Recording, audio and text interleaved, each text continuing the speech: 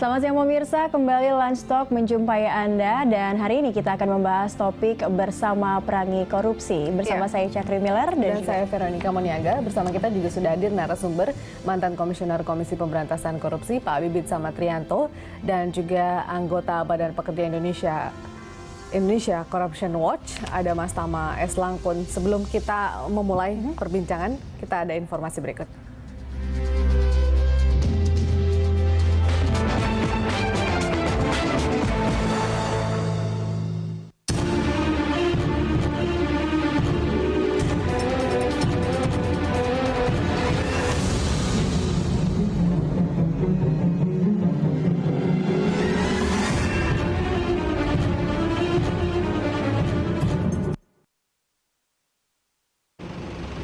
Setiap tanggal 9 Desember, dunia memperingati Hari Anti Korupsi.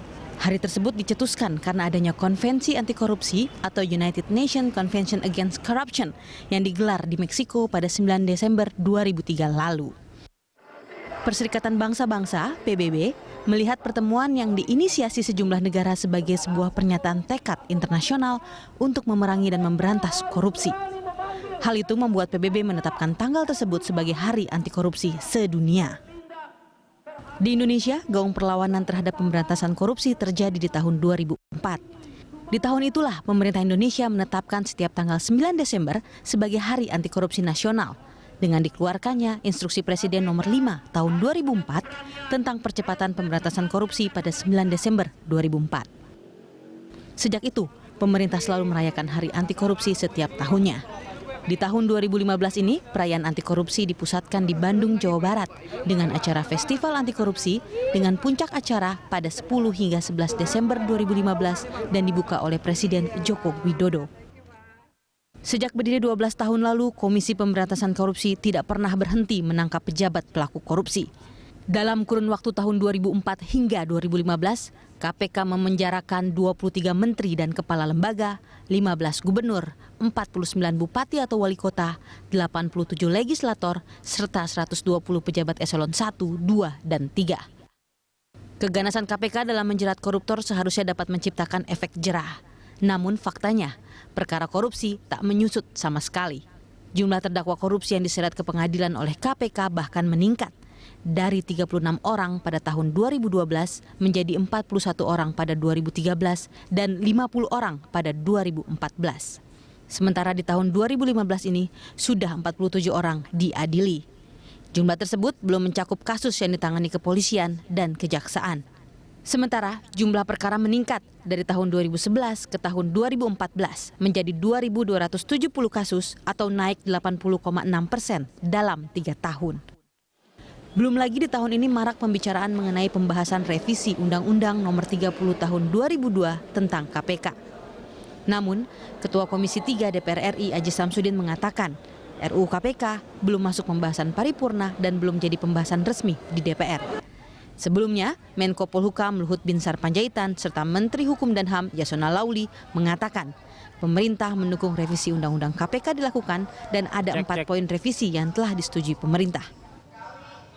Adapun 4 usulan KPK yang berkaitan dengan substansi revisi adalah dibentuknya Dewan Pengawas KPK, diberikannya kewenangan KPK dalam mengeluarkan surat perintah penghentian penyidikan, kewenangan KPK dalam mengangkat penyelidik, penyidik, dan penuntut umum, serta pengaturan penyadapan oleh KPK.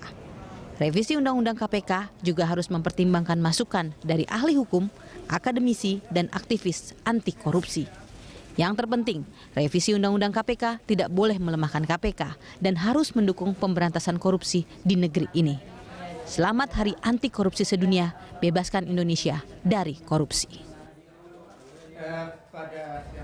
Ya, bebaskan Indonesia dari korupsi. Dan sesuai tema kita juga hari ini dalam rangka memperingati Hari Korupsi Dunia, perangi, mari bersama-sama perangi korupsi. Nah ini kalau kita lihat baru 11 tahun ya dirayakannya juga untuk Hari Korupsi. Nah kita lihat juga kalau untuk Indonesia sendiri bersama para narasumber kita. Selamat siang Pak Bibit dan Mas Tama.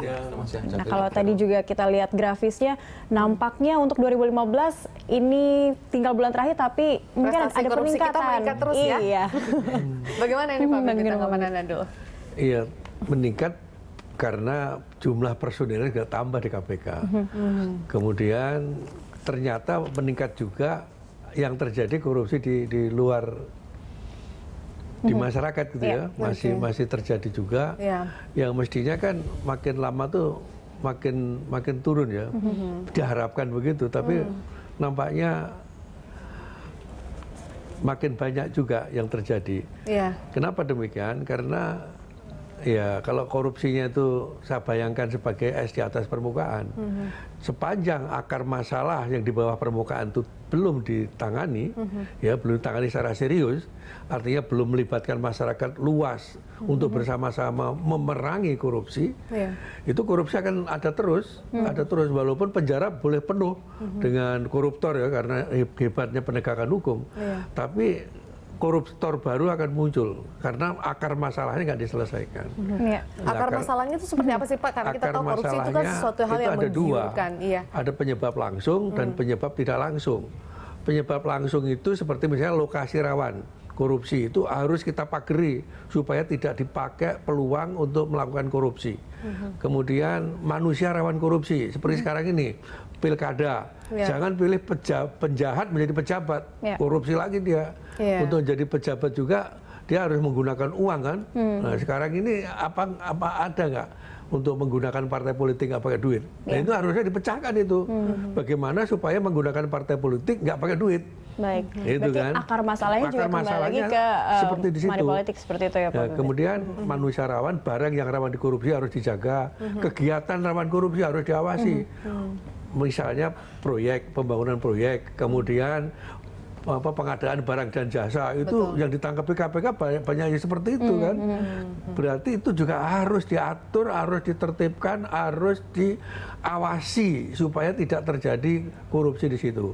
Kemudian penyebab tidak langsung itu ada 5 ya. Pertama sistemnya undang-undang, aturan itu juga harus tidak membuka peluang terjadinya korupsi. Moral yang sudah terdegradasi ini harus pendidikan anti korupsi sejak dini. ICW sudah punya sekolah anti korupsi kan. Nah, kemudian juga berikutnya lagi penghasilan. Penghasilan harus rasional. Jangan sampai dia mencari hidden income. Gitu. Kemudian yang keempat adalah pengawasan. Apakah inspektorat yang ada di negeri ini sudah berfungsi? Itu harus kita fungsikan. Kelima, budaya, taat pada aturan. Ini juga masuk pendidikan juga dari bawah. Gitu kan? Ya, baik. Nah, Mas Tama, kalau misalnya tadi yang dikatakan Pak Bibit, penyebab langsungnya justru datangnya juga dari masyarakat. Nah, selain masyarakat juga banyak juga yang menjadi pelaku tindak korupsi juga, masyarakat juga harus berperan untuk memerangi korupsi. Apa yang bisa dilakukan masyarakat sebenarnya? Kalau kita lihat ya, memang tadi catatannya banyak sekali. KPK sudah menangani banyak perkara, dan itu di berbagai macam level. Ada yang kemudian itu levelnya di level bawah, menengah, bahkan level menteri. Artinya orang satu level di bawah presiden pun sudah pernah diproses oleh KPK. Yang jadi soal kan kenapa kemudian ini kok nggak selesai? Kalau yang saya lihat dari undang-undang misalnya, tugas KPK itu baru satu yang selesai, penindakan itu. Penindakan. Ya, orang diproses, kemudian ditetapkan sebagai tersangka dan sebagainya. Nah, ada 4 tugas lagi yang belum dijalankan atau belum maksimal, bukan belum, tapi belum maksimal. Pencegahannya belum maksimal.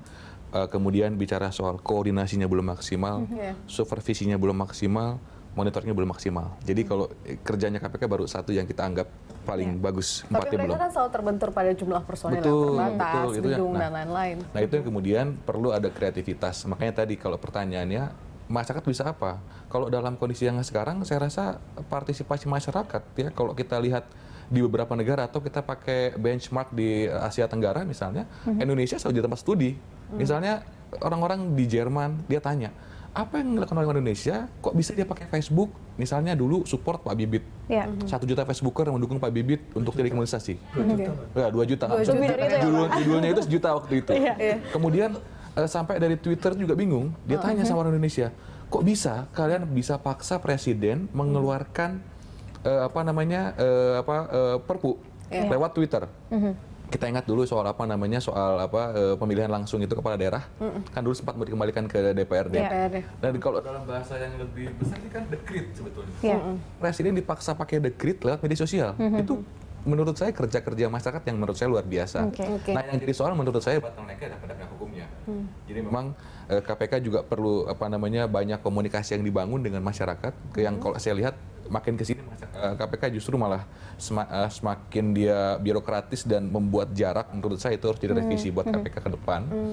Kemudian yang lain-lainnya juga aktor-aktor pelaku korupsi sekarang juga mereka berimprovisasi. Artinya kalau dulu mereka cuman sendiri-sendiri, sekarang kalau kena kasus misalnya mereka sudah mulai berkelompok atau bersama-sama. Misalnya dalam lebih pintar lagi berjamaah Mas. Dalam kasusnya Gatot, misalnya dulu kepala daerah saja, sekarang tidak. Oh, diajak anggota DPR-nya, legislatifnya. Oh, diajak hakimnya, diajak pengacaranya. Artinya mereka sudah semacam membuat kaukus begitu ya. Nah, ini kemudian perlu ada treatment atau perlawanan yang lebih sistematis menurut saya. Tapi kalau kita cuma fokus kepada KPK sepertinya tidak fair juga ya, Mas. Pemberantasan korupsi itu kan awalnya digaungkan oleh pemerintah yang menjadi program kerja mereka pada awal saat mereka kemudian mengkampanyekan diri begitu.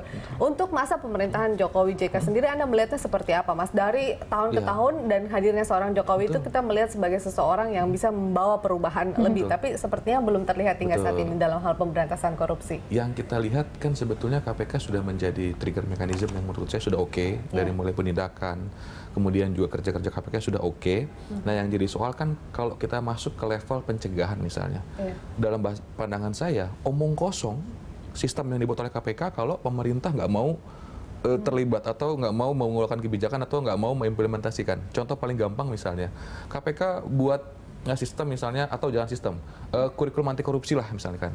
Kalau kemudian kurikulum tersebut oleh Kementerian Pendidikan nggak dikerjakan, KPK bisa apa?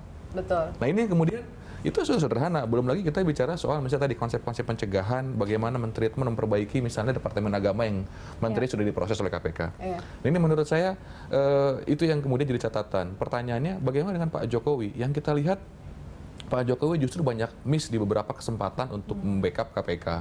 Misalnya dalam konteks kriminalisasi misalnya, itu tetap berjalan. Artinya kita tidak melihat ada penyelesaian yang cukup baik ya, walaupun kalau kita bandingkan dengan Pak SBY, ya Pak SBY dikatakan ini lambat ngambil keputusannya, pertimbangannya. Tapi begitu dia ngambil keputusan, semua selesai. Nah, ini yang kemudian pada tahap di Pak Jokowi ini nggak terjadi. Dia bilang jangan tetap dikerjain. Dia bilang nggak boleh tetap dikerjain. Itu soal pembelaan terhadap KPK. Kemudian yang lain-lain, regulasi anti korupsi misalnya, soal revisi undang-undang KPK, kita lihat sikap pemerintah itu seolah-olah mendua gitu ya. Misalnya Pak Menteri bilang, oh kita revisi, misalnya. Begini. Pak Jokowi bilang jangan direvisi, akan begini. Kemudian Pak Wapres bilang kita akan segera revisi karena KPK perlu ada introspeksi. Kemudian Luhut bilang, nah ini yang kemudian kita nggak pernah tahu siapa kingmaker di pemerintah. Nah, ini kemudian ini nggak cuma sekedar regulasi yang hubungan sama KPK, begitu juga dengan hal-hal lainnya. Jadi saya masih menilai kalau saya kasih skor mungkin masih merah ya dalam konteks pembelaan terhadap pemberantasan korupsi masih merah. Iya. Korupsi itu nggak bisa ditangani pemerintah sama KPK dan penegak hukum pada umumnya ya, nggak bisa. Harus masyarakat. Makanya capek-capek walaupun sudah kepala 7 ya, saya mendirikan gerakan masyarakat perangi korupsi. Saya ajak masyarakat untuk membangun integritas dari kelompok-kelompok kecil, ya, island of integrity, pulau-pulau integritas. Siapa-siapa saja sih Pak mereka yang Bapak ajak? Ya. Siapa-siapa saja kemudian yang Bapak ajak? Warga masyarakat yang peduli pada bangsanya ini ya. Kalangannya mungkin? Ya siapa saja, pengusaha juga boleh, mantan PNS juga boleh, mantan ya LSM juga silakan, anggota partai politik monggo saya bilang. Sehingga semua yang punya kepedulian untuk nasib bangsa ini ikut menggerakkan masyarakat, marilah kita sterilkan masyarakat, komunitas-komunitas kecil di masyarakat ini. Dan pendidikan anti korupsi itu kita lakukan dari ibu rumah tangga terutama ya, karena nilai-nilai keluarga itu harus menjiwai anak-anaknya. Yang jelas saya tuh masih ingat nilai-nilai yang disampaikan almarhumah ibu saya tuh saya masih ingat dan itu masih saya pakai. Dan itu ternyata ampuh sekali. Sehingga kalau kita garap itu ya kita punya 5 kegiatan. Pertama adalah riset tentang kerawanan korupsi dan potensi masalah korupsi. Kedua adalah perbaikan moral, pembangunan moral bangsa. Ketiga, kita mengusulkan untuk rame-rame ya riset, mencari solusi ya, mencari solusi. Yang ketiga adalah mengkonsultasi terhadap entitas yang memerlukan konsultasi. kemudian yang keempat advokasi terhadap orang yang ditindak sewenang-wenang, contohnya cicak buaya itu. Yang kemudian yang kelima adalah pendidikan anti korupsi. Nah, inilah kira-kira senjata-senjata yang akan kita kembangkan untuk bersama-sama, dan alhamdulillah sekarang sudah 20 daerah yang bergabung. Baik, jadi masyarakat memang punya peran serta yang besar untuk ikut memberantas korupsi ini. Masih akan kita lanjutkan lagi, pemirsa. Tetaplah bersama kami di Lunch Talk.